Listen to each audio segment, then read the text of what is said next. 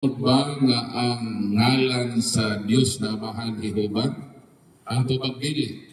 Isa may nag-ingon, ang saksi ni Jehova. Saksi man ka mo ni Jehova. Kung sa may nag-saksi, mahitungod kang Jehova.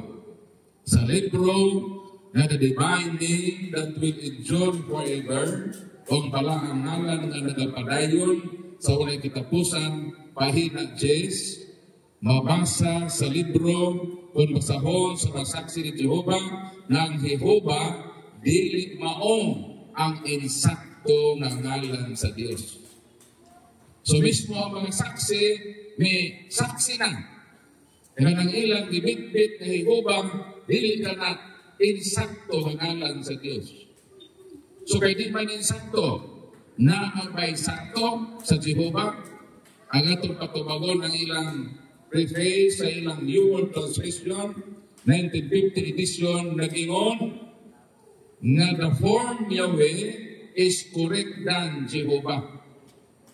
So kanang Jehovah mato di na insakto. Pero miingon sila nga ang form na Yahweh na may gigamit sa Katoliko mas sakto na sa ilang gigamit na Jehovah. Ang mga saksi ni Jehovah may system na ato yung gamito na ngalan sa Diyos isip ang Espiritu sa Ginoo.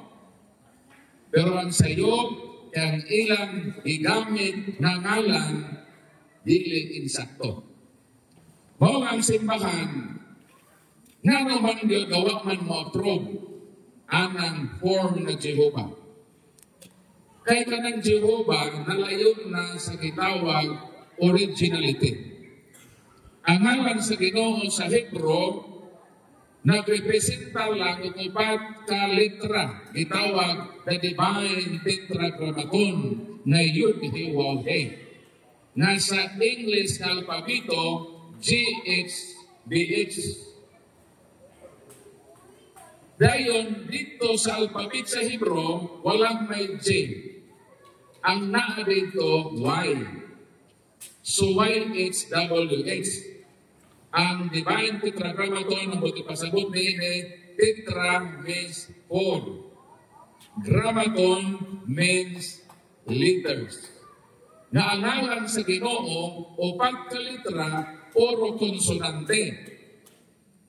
Walay vowel letters. Kung sa manang vowel letters, kanang atong giingon na A, E, O, O. Wala na dito sa original na ngalan sa Ginoo, kay puro konsonante ang ngalan sa Ginoo. Mauna, kung sa may tabo sa dagat sa kasaysayan, kay wala may vowels ang upat na konsonante na litra sa ngalan sa Ginoo sa Hebro. Ang mga scholars, naghimo sila, nag-invento sila, unsaon pagbasa ang ngalan sa Diyos. Mauna na itawag Yahweh. Ipunan ang Y, ipunan ang A, ang H, W, ipunan po og letter A. So nabasa kay Yahweh. Nanong nabasa man ang Jehovah, kay minabot ang gitawag Latinized form o formang Latino sa ngalan sa Ginoo. Mao man ang letter J. Doon ay itawag ng mga parit na Dominicano, especially ni Raimundos Martini ni atong 12th century, o sa kaparit Katolikong Dominicano, diha sa iyang literaturang itawag ka Hudyo Fide, diha nigawas ng word na Jehovah. Dayon, pagka 1520, naanatoy laing Dominican na pare, kaya lang si Petros Galatinos, iyang gipropagate ang giimbento sa paring Dominicano na si Raimundos Martini, iyang gipropagate kanang Jehovah. O kayatong 1530, si William Tyndale, mao ang unang translator sa Biblia na nagbutang og Jehovah diha sa English translation. O ang mga saksi ni Jehovah kami ito'y hakaw na itong 1872, ina ng dibit-bit ng Jehovah. Wala sila kahibalo na kana di ay nangalan ang nag-imbento mga pari na Katoliko. Pero wala giaprobahan sa simbahan sa katarungan na nahilayon kini sa orihinalidad sa pangalan sa Ginoo. Ang simbahan may favor sa Yahweh. Nang sa ato mag-transition, kung magkabasa mo og Jerusalem Bible, Yahweh ang atong babasa. Dili gyud ta mogamit ng word ni Jehovah diya sa atong translation. Kay erroneous na sinayop ka na. Mo nang mga saksi ni Jehovah, sige wali mag-house to house. Nagsupak-supak sa pare, pero ang ilang Ginoo giimbento sa pare. Asa man logic ito?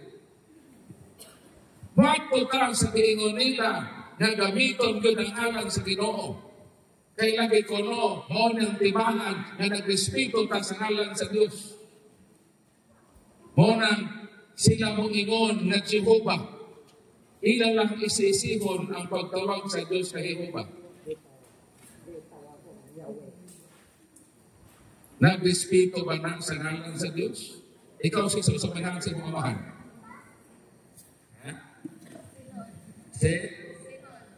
Sinon, mo na tinulugalan. Sukad sa imong pagkabata, sister. Kapilang kami tawag sa imong amahan. Sinon, may istorya na ko sinon.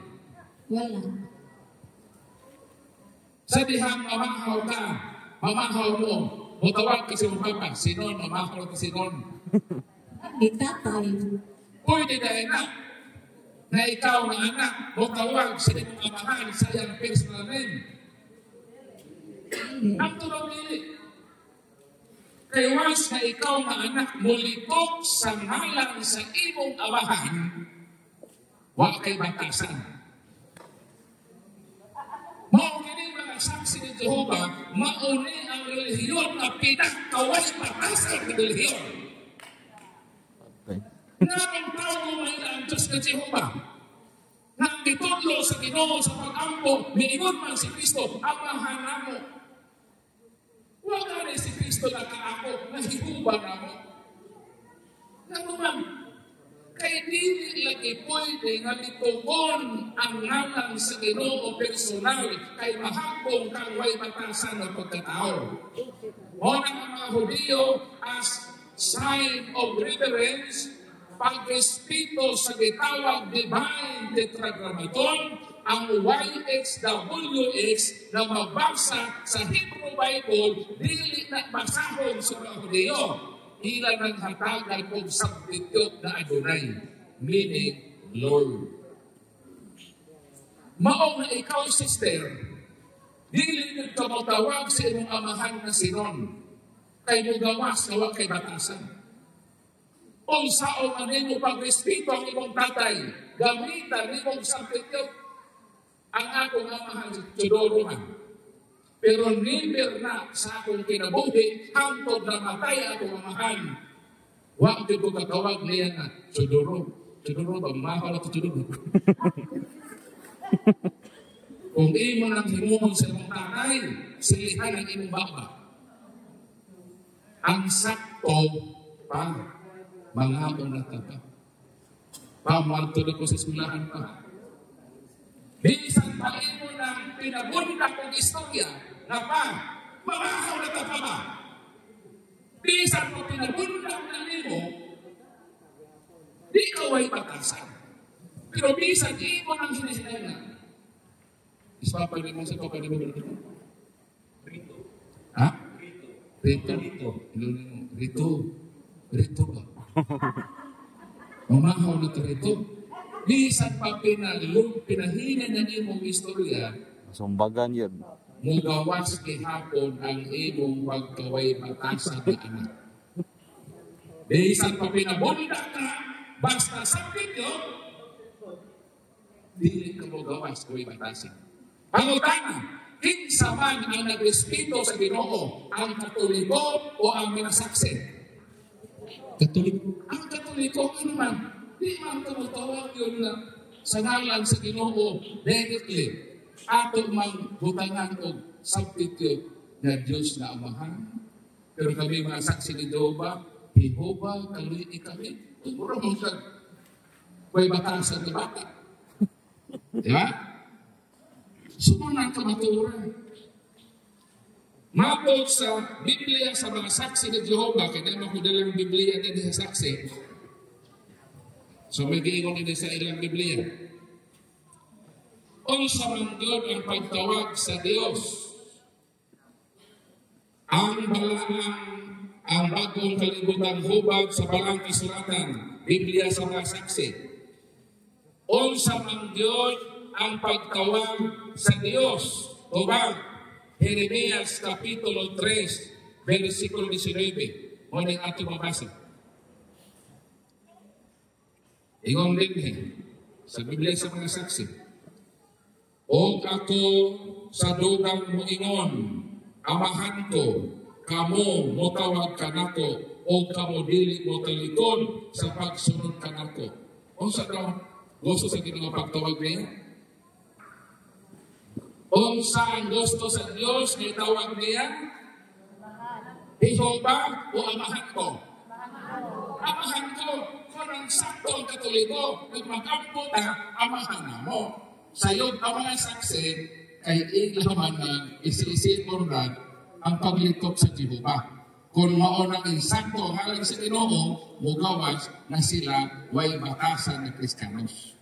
So, maunang tubag na doon. So, ako'y pahibaluhan, ang mga saksi ni Jehovah, mao ang pinakaway batasan na Kristiyanos na relihiyon. Kay ilalang isi-isipon paglitok ang ngalan sa Ginoo. Kung nag-respeto sila sa ilang amahan, di nila tawgon ang ngalan sa ilang amahan, tawgon nila o gamitag substitute na tay, dad. Mo na yung sakto. Mo katoliko yung sakto. Kaya moingon naman ang Diyos na amahan na mo, nag-respeto ka sa Ginoo. So mo na ang tubag sa pagkakang. Sir, pagkakang.